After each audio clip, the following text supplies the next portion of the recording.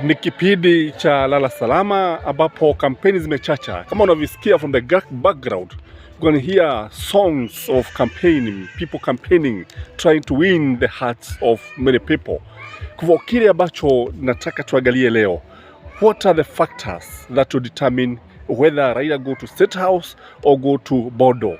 The factors that will determine kama Ruto ataenda State House ama ataenda Sogoi. And I want to list a number of things that will determine the next president of the Republic of Kenya. Yesterday, the IBC gazetted the audited voter register na kuna yale ambayo walisema. The first area that we want us to look ni the choice of the running mate. The choice of the running mate is so crucial that it is going to determine who wins these elections. Because when you look at Martha Karua, when you look at Rigathi Gachagua, utaona kwamba hawa wamekuwa na matokeo fulani. They have actually affected the Raila campaign and Ruto's campaign. But when you look at the choice of Martha Karua is bringing more votes, and Gachagua naye anatafuna kura kama mchele, kwa sababu ni mtu ambaye anapenda mchele sana. So when I look at the first factor, Raila is ahead when it comes to the issue of the choice of the running mate, because Martha Karua is a magnet, lakini Gachagua ni mtafuna kura. The other factor that is going to determine who goes to State House is the Mount Kenya region, the Gema nation in general. You agree with me that in the previous election, that is 2017, Ruto and Uhuru got, I think, 8.1. And out of this, I think 50% came from the Gema nation. And when you look at the situation now, the situation is not very different. Kwa sababu ukiangalia utaona kwamba Gema has about 4.5 million votes. That's, I think, the 9 Mount Kenya counties. And whoever is going to win this is going to be the president of the Republic of Kenya. Kwa sababu, and then the other factor that is going to determine this place is the voter turnout in the Mount Kenya region. If, for example, the last election, we had over 90% voter turnout, but do you think this time we are likely to have voters turnout in Mount Kenya of or even 80%?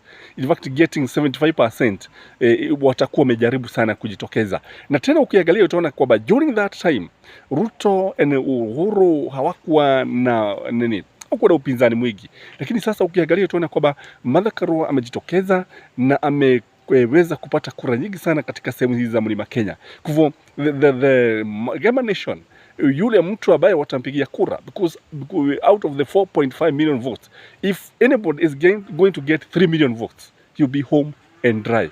But if Raila can only manage 2 million votes in Mount Kenya, I think he'll be the next president of the Republic of Kenya. Just 2 million votes in the 9 Mount Kenyan counties. But the issue here will be the voters turnout. So if they turn out in large numbers, the better for William Ruto. If they don't turn out in large numbers, he should forget the presidency.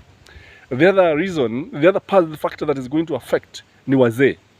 If you look at the register, utaona kwamba about 60% are over 35%.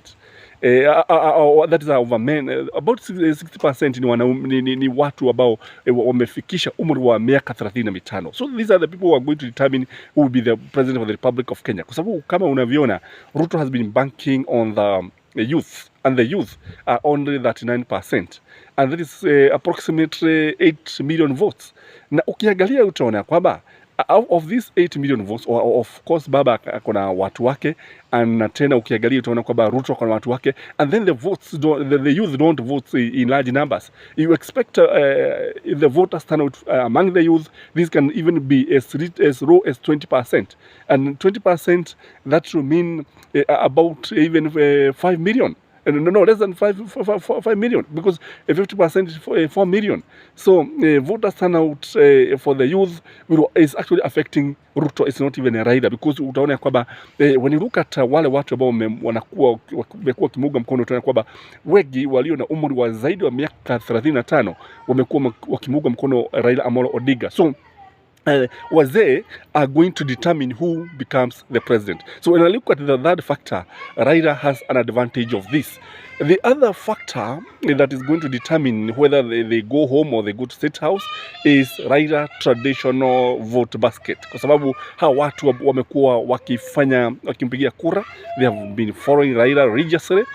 Tumekuwa tukimpigia kura, especially when you look at Nyanza, when you look at Western, when you look at the coast, when you look at Nairobi, when you look at all these areas and Ukabani, utaona kwamba hawa wataamua kama ataenda Ikulu ama ataenda Bodo. Ikiwa hatajitokeza in large numbers, I can tell you Raila will go back to Bodo. But tukiangalia vile ambavyo wanaonekana wakiwa na moyo, wakiwa na motisha, the enthusiasm ya kumpigia baba kura, we expect traditional supporters of Raila Amolo Odinga to come out in large numbers.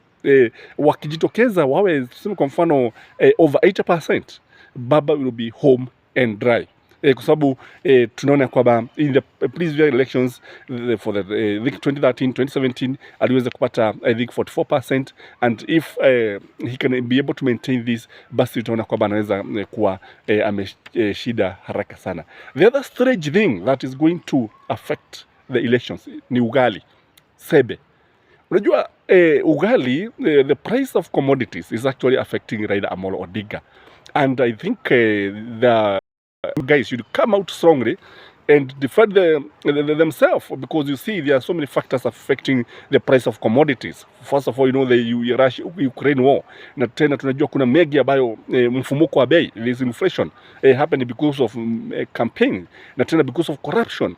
Kwa hivyo vile ambavyo wanafaa kufanya ni kwamba, because ugali is going to affect Raila whether he like it or not, na kwa sababu watu wengi wanalalamika wakisema kwamba he is associating with Uhuru, na tena ukiangalia utaona kwamba he has not been able to come out very strongly about the handshake, kwa sababu hizi propaganda za kusema kwamba bei ya bidhaa ilipanda baada ya handshake, I think he should come out and fight this propaganda. Wanafaa kujitokeza kusema kwamba bei inapanda kutokana na corruption, ufisadi ndio ambao umechangia haya yote, ule wizi ambao umekuwa pale. Kwa hivyo what should happen is that Ruto is ahead in this one because it's propaganda war, and I think Raila need to up his game as far as this one is concerned. Kwa sababu ukiangalia tunaona kwamba for sure it is Ruto who is in government, baba is not even in government. Kwa hivyo inafaa jitokeze na apigie aonyeshe watu ukweli uliopo, kwa sababu the fuel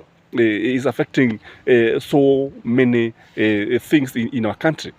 The other factor that is going to affect the elections is Wajakoya.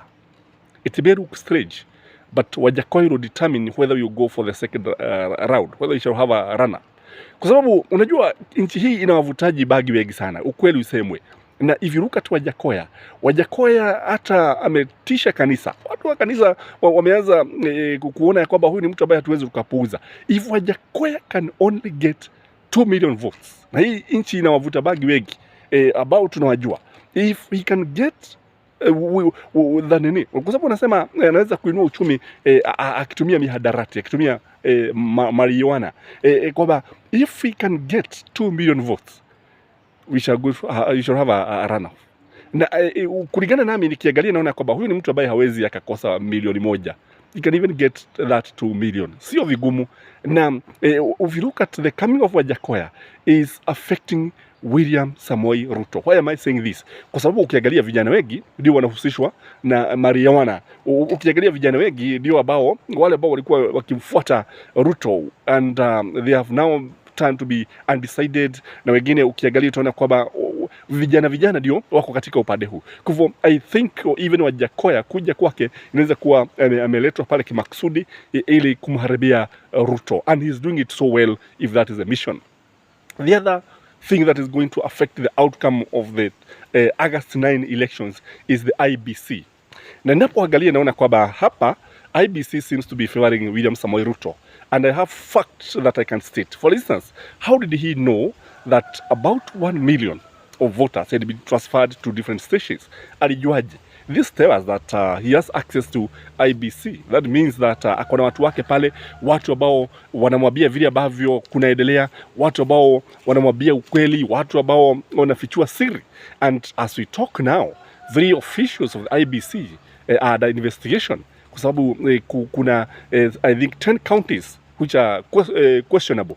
If IBC is not going to act professionally, this country will have a different president. And I think here Raila can forget the presidency if IBC is going to continue behaving that way. Even the clearing of Sakaja is raising more questions than answers, kwa sababu ukiangalia utaona kwamba Committee of University Education is the one that should determine whether the degree is genuine or not, and their verdict should be final. And now that they are suspended, they had recorded this degree, I think IBC has no reason to clear Sakaja. Here, I should be very, very much afraid. The other factor that is going to affect ni the deep state.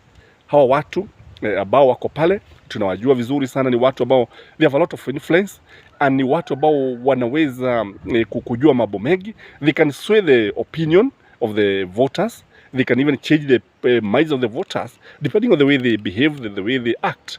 Na ukiangalia utaona kwamba Ruto here is very much disadvantaged, kwa sababu ukiangalia utaona kwamba he is lacking what I call software in politics, kwa sababu ukiangalia utaona kwamba these days Ruto is complaining kila wakati, ni kulia, anasema kura zinaibwa, anasema anapigwa na mambo kama haya. Ni mambo ambayo yanatuonyesha kwamba hawezi. Na tena ukiangalia zile propaganda ambazo zimekuwa pale kule kusema Raila is winning with the 60%, that is Jomo Sharu is saying this, and then the assurance of Matiang'i, because these are the people who are going to, I'm not saying that they are the deep state, lakini vyombo vya dola haviwezi ukavipuuza katika uchaguzi wote ule, whether in America, whether in Kenya, whether in Uganda elections. The deep state lazima watakuwa na kazi yake. I think even the western people, the former western province is also going to determine who becomes the president, kwa sababu ukiangalia utaona kwamba Raila has been enjoying massive support, and I still believe that